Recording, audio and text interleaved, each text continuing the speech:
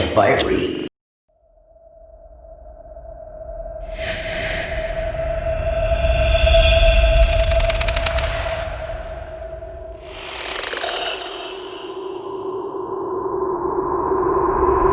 Calling this a bad idea right now. After a lot of thinking, though, I've decided that I really should write this all out and let you in on a little secret of mine. Never did I think I'd do it, but with time the hesitation got less and less, and finally I thought, you know what? Years will pass and I'll simply grow old, so might as well just share this sick game with the world, and yet something still stops me from doing it. One thing you have to promise me before you continue reading is that no matter what happens, no matter what, you won't ever play it. Under no circumstances must you play it, please. I've already seen enough people play it, and tried it myself too. Never again. However, feel free to read about it once you've made that promise. And without further ado, let's begin. Each and every person has a secret, a deep secret they don't share with anyone, formulated by the thoughts they don't tell anyone. And it's this secret that one needs to bring to the forefront of their mind before playing this game. Roofs or rooms that are quiet and peaceful are preferred as the locale for the game. Most of the time this game is played by high schoolers. Eating something specific isn't really required. Isu dice. This is a special item needed to play the game. However, acquiring a physical version of it is quite difficult due to its rarity. In case someone comes into possession of a physical one, they are then forced to play the game to the end whether they want to or not.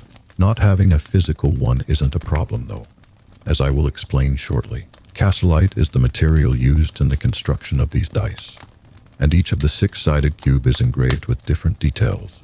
Indeed, there are items that you will be needing to collect in order to properly play the game.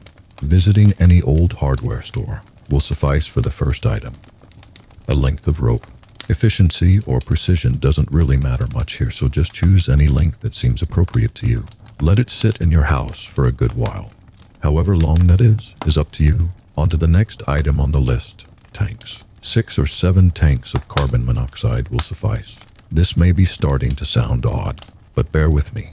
Helium tanks are a good substitute if you can't get your hands on any CO or nitrogen. But that's a much less preferred approach as compared to the other gases mentioned, despite being easier to obtain. Points to be noted: people that have tried to play this game without the use of these gases tend to fail more than those who employ it. Entry into the dice game begins with the purchase of these items. That's not to say that there aren't more items on the agenda. Hell of a lot more items. I'll try to cut it as short as I can, but at the same time, you'll need these details. So let's continue. Visit any local grocery stores and buy as many cans of castor beans as possible. Also add to that belladonna. Set these in the same location as the previous items. Then recount everything. Make sure everything up till now is in proper order. Each and everything must be in order for this to work. X then Y followed by Z. Pay attention to the order of things. After that, buy just as much pesticide. Now place them at the same location too, next to the beans. Scavenge the same amount of paracetamol, and repeat the same process again. Every now and then, check your Isu dice. There is no need to worry in case you don't have one. The mental one you can conjure will be discussed in due time. Extending the time to ensure everything is in its proper place never did anyone any harm anyways. Record these details on a piece of paper. Recording them is up to you, but again, it is the preferred choice. If you want, you can use other media to put down these events. But good old-fashioned paper does just fine, for after all, old is gold. From here we will move on to the next item of interest. Interestingly, the next item is something you should already have. Entailing this specific thing though is a condition. Small condition really, but a condition nonetheless. Mentally, you must keep your state of mind a constant. Ensure this, and now let's discuss the thing and its condition. It's a roof. Vernacularly speaking, I mean. Even a room with a window that provides proper ventilation will do just fine. The important thing though is the condition of this open room or roof, which is its height.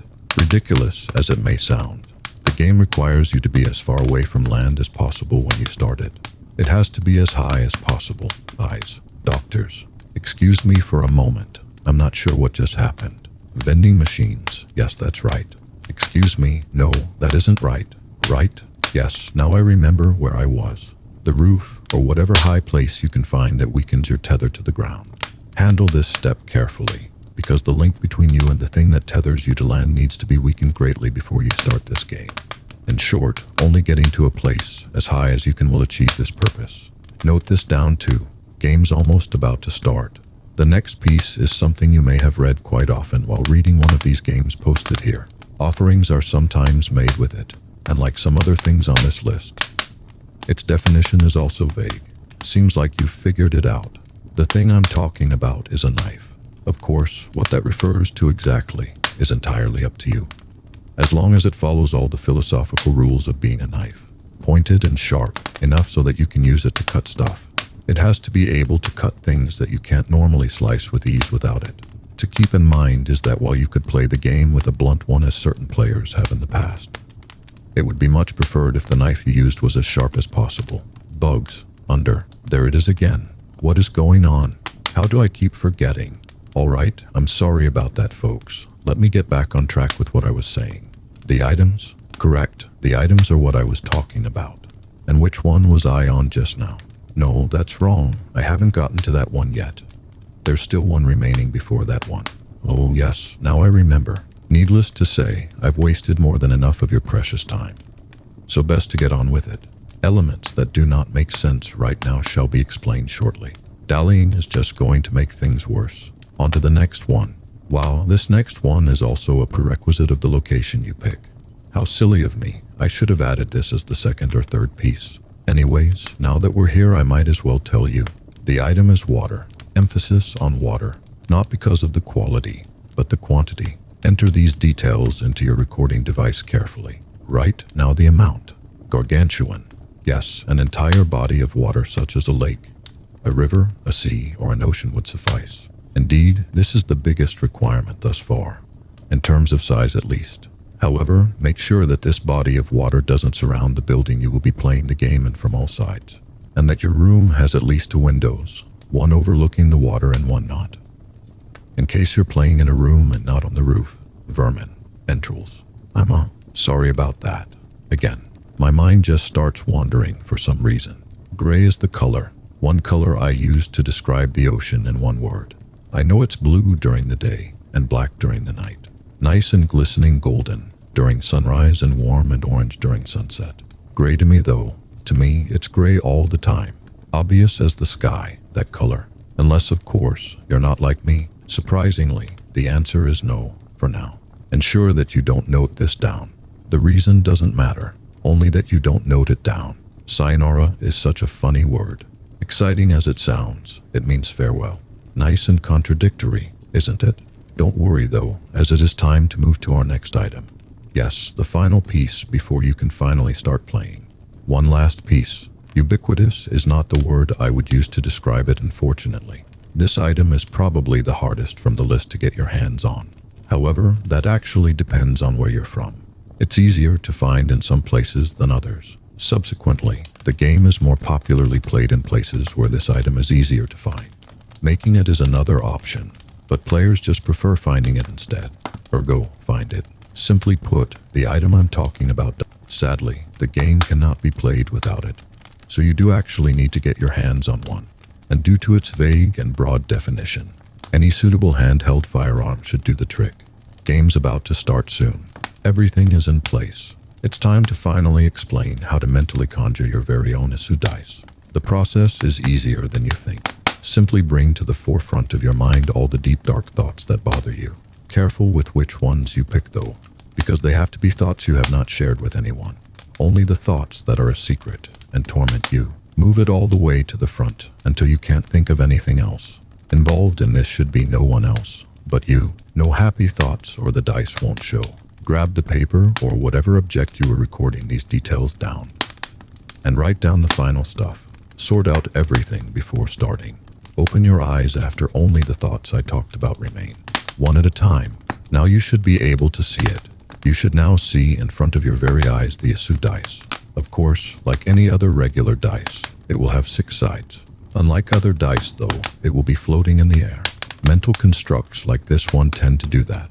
Unfortunately, as pretty as it may look floating like that, you have to make it fall. See, the game has begun. The dice, a condensed image of all your deep dark thoughts, must be let go. Printed on each side of the dice are the numbers 1 through 6 in beautiful lettering. Right now you may even notice tiny sparkly flames rising off of the dice. Exciting as it may look, don't let it distract you from letting it go. Paralyzed. As the numbers fall to the ground, you will feel a false sense of temporary ease. Rest your eyes on the number that ends face up. Engage in one of the following depending on which number shows. Before I reveal what each number entails, I must say something. Ugly truth, really, but I sensed it. The fact that you seem to know where this is going. Nevertheless, I will still proceed to explain. Despite that, only wanted to say this before I began this second list. The number is 1. And what does that mean? Loop your rope into a nice noose, one that fits snugly around your neck. Now take the other end and tie it to the ceiling, preferably to something sturdy that won't break under your weight. Excellent. Inch off of a chair while both ends of the rope are tied to their respective sides and simply wait for your oxygen supply to be cut off for long enough that everything goes black. Mental issue dice landed on 2. Get the code tanks and make sure the room isn't ventilated. One by one, let the gas leak from each of the tanks. In the end, take a seat anywhere in the room and simply wait. Naturally, the CO is going to enter your lungs and mix with your blood, grabbing all of your hemoglobin and preventing it from carrying any oxygen is the main way it kills you. The lack of oxygen being supplied to your brain will eventually make you unconscious. On to number 3. Take and ingest as much of the castor beans or belladonna as possible. Replacements like pesticides or pills should be used in the same way in case you got them instead. You need to take more than your body can handle, also known in simpler terms as overdose.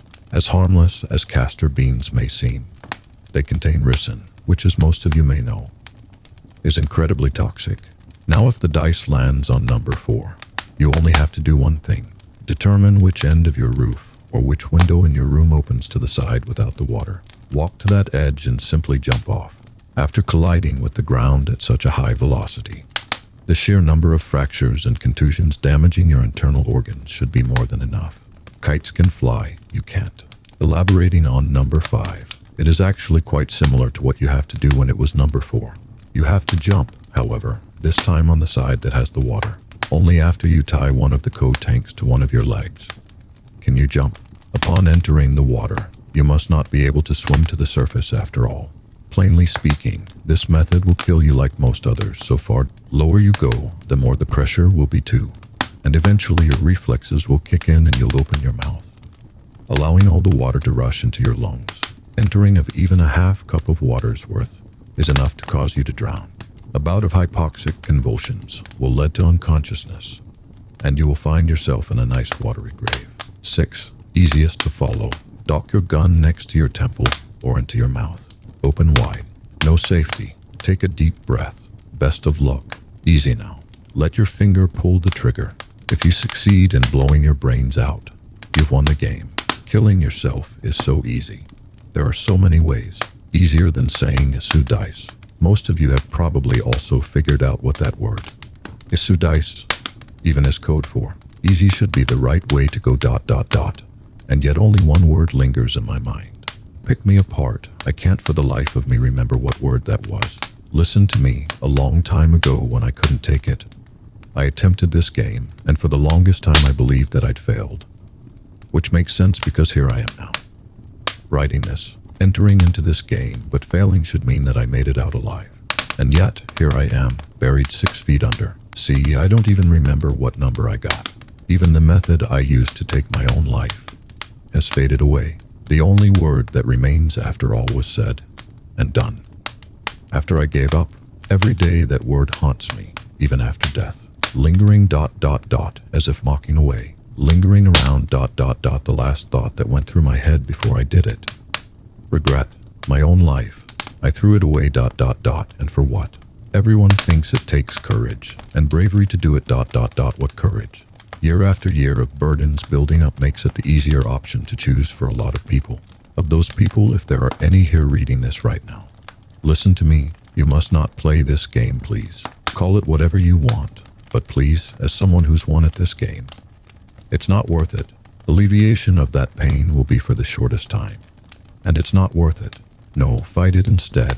Harden yourself against it and fight through. Ease will come, just like change. Good change, you just need to be strong, please. And please don't be impatient like me, as cliche as it sounds. Good things do come to those who wait. Restoration of faith always comes, if you just look around. Maybe the world is too far gone, but you will find good things if you just observe carefully. Maybe they're even in your very house and you haven't looked. And if they're not inside, then they're definitely outside, but they're there. Everything is not as bad as it seems, just like everyone on it. I have to go now. Then I'll just say one thing before I do. Simple. Promise me you won't play this game, no matter what. Subscribe or I will haunt your house. If you like this video, please do comment, like and subscribe for more. Thanks for hearing. See you in the next one.